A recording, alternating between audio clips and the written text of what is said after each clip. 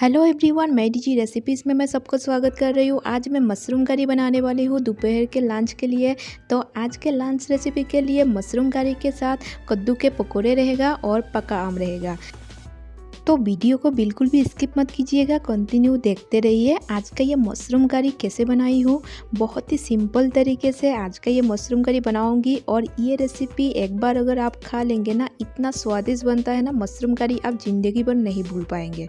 तो चलिए शुरू करते हैं। मशरूम करी कैसे बनाया जाता है। सबसे पहले हम मशरूम को कुछ इस तरीके से ऊपर का जो छिलका है वो निकाल लेंगे। बहुत अच्छे से क्लीन करना पड़ता है।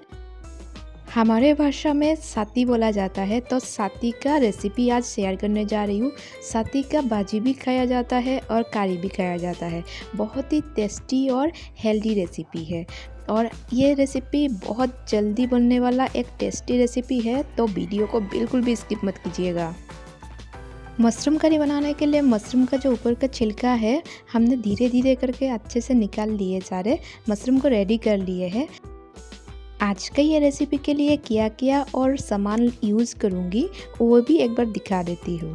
मैं मशरूम करी के लिए इसमें मशरूम के साथ प्याज, अदरक और लहसुन भी लेंगे, टमाटर लेंगे, आलू लेंगे और मिर्चा लेंगे। सबसे पहले मिर्चा ऐड कर देंगे और उसके बाद इसमें लहसुन, प्याज और अदरक ऐड करके अच्छे से ग्राइंड कर लेंगे। कच्चे मसाले को हम रेडी कर लेते हैं कुछ इस तरीके से। आज का ये रेसिपी पसंद आए तो वीडियो को लाइक शेयर ज़रूर कीजिएगा और मेरे चैनल पे नए हैं तो प्लीज़ सब्सक्राइब भी कर दीजिएगा और नोटिफिकेशन को सबसे पहले पाने के लिए बेल आइकन को ज़रूर दबाइएगा। कच्चे मसाले को हमने रेडी कर लिए। मसाले को एक कंटेनर में निकाल लेते हैं। उसके बाद आलू भी काट लेंगे। आलू को थोड़ा सा बड़े साइज़ में काटेंगे। बरसात के सीज़न में मार्केट में मशरूम अवेलेबल मिल जाता है। बहुत सारे तरीके का मशरूम मिलता है। ये लकड़ी वाला मशरूम था तो ये भी बहुत ही अच्छा टेस्ट देता है। तो बरसात के सीज़न में मशरूम वाला रेसिपी एक बार ज़रूर ट्राई कीजिएगा और कैसे आप बनाए हैं वो भी कमेंट बॉक्स में कमेंट करके ज़रूर बताइएगा। टमाटर को थोड़ा छोटे छोटे पीसों में काटेंगे और टमाटर को छोटे छोटे पीछों में काटने का रीज़न ये है, टमाटर जब फ्राई करेंगे तब बहुत जल्दी में ये गल जाएगा, इसलिए हम छोटे छोटे पीछों में टमाटर को काट के रेडी करेंगे।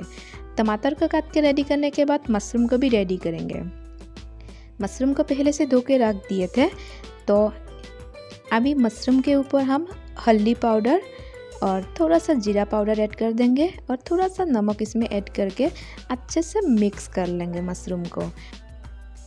मशरूम को सूखा मसाले के साथ मिक्स करने के बाद तेल में फ्राई करेंगे। हमें अच्छे से फ्राई करना है क्योंकि इस रेसिपी के लिए मशरूम को सबसे पहले फ्राई करना बहुत ही ज़रूरी है। कच्चापन ना रहे, नहीं तो एक अजीब सा स्मेल आएगा, इसीलिए अच्छे से हम फ्राई कर लेंगे। गैस का फ्लेम मीडियम टू लो रखते हुए मशरूम को हम फ्राई करते जाएंगे। कंटिन्यू चलाते हुए मशरूम को फ्राई करना है। मशरूम को कढ़ाई में लगना नहीं चाहिए, इसीलिए कंटिन्यू चलाते हुए मशरूम को फ्राई करना है। मशरूम को फ्राई करने के टाइम पे थोड़ा सा टाइम ज़्यादा लग जाता है क्योंकि धीमी आंच में कंटिन्यू चलाते हुए फ्राई करना है, इसीलिए। मशरूम अच्छे से फ्राई हो गया है, एक कंटेनर में निकाल लेते हैं। मशरूम को कंटेनर में निकालने के बाद हम करी के लिए आलू को रेडी कर लेते हैं। तेल में जब ऐड करेंगे आलू को हल्का चलाते हुए फ्राई कर लेंगे। बीच बीच में चलाते हुए आलू को फ्राई करना है। पूरी तरीके से आलू को फ्राई नहीं करना है, कुछ इस तरीके से हल्का फ्राई करने से आलू रेडी हो जाएगा करी के लिए। तो एक कंटेनर में फिर से निकाल लेते हैं आलू को निकालने के बाद इसमें थोड़ा सा तेल और ऐड कर देते हैं मसाले को फ्राई करने के लिए। तेल ऐड करने के बाद इसमें तेज़पत्ता और सूखा मिर्चा ऐड कर देंगे। उसके बाद इसमें कटे हुए टमाटर ऐड कर देंगे और कंटिन्यू चलाते हुए मसाले के साथ मिक्स कर लेंगे।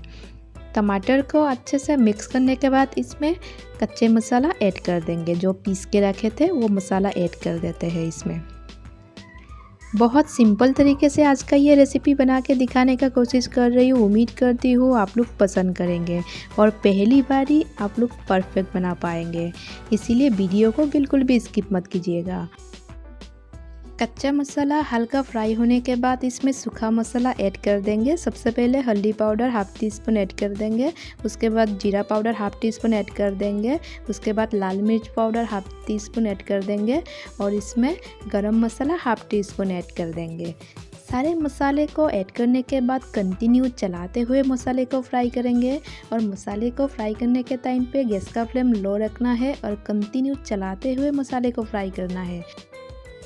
मसाले जब पूरे तरीके से फ्राई हो जाएगा, तेल अलग होने लगेगा मसाले से, तब उसी टाइम पे फ्राई किया हुआ आलू और मशरूम ऐड कर देंगे और अच्छे से मसाले के साथ मशरूम और आलू को मिक्स करके फ्राई करते जाएंगे। वीडियो को बिल्कुल भी स्किप मत कीजिएगा, कंटिन्यू देखते रहिए, नहीं तो बहुत सारा इम्पोर्टेंट चीज़ छूट जाएगा। मशरूम करी बनाने के बाद मैं कद्दू के पकौड़े भी बनाई हूँ, इसीलिए बिल्कुल भी स्किप मत कीजिएगा। अच्छे से मिक्स कर लिए मसाले के साथ मशरूम और आलू को। अभी इसी टाइम पे पानी ऐड कर देते हैं।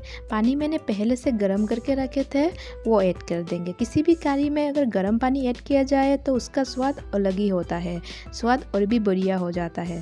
तो पानी ऐड करने के बाद अच्छे से मिक्स कर लिए। अभी 10 मिनट के लिए ढक के रख देते हैं हाई फ्लेम में।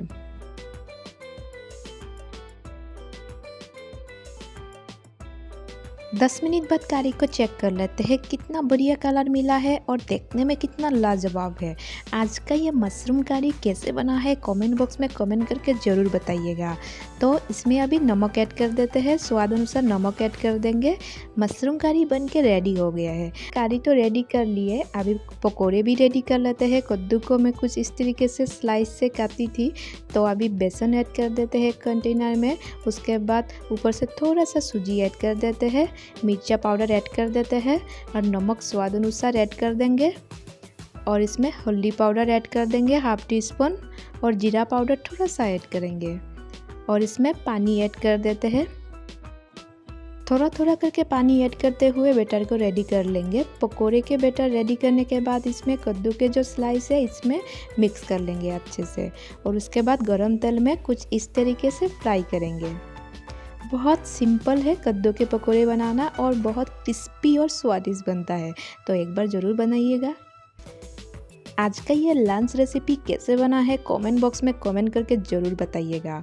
और पकोड़े को रेडी करने के बाद पका आम भी काट के रेडी कर लेंगे। लंच के साथ आज पका आम भी खाएंगे। तो उम्मीद करती हूँ आज का ये रेसिपी आप लोगों को पसंद आया होगा और घर में आप लोग एक बार बना के ज़रूर ट्राई करेंगे। तो बहुत जल्द मिलेंगे और एक नया रेसिपी के साथ। तब तक के लिए bye and thank you for watching my DG recipe channel.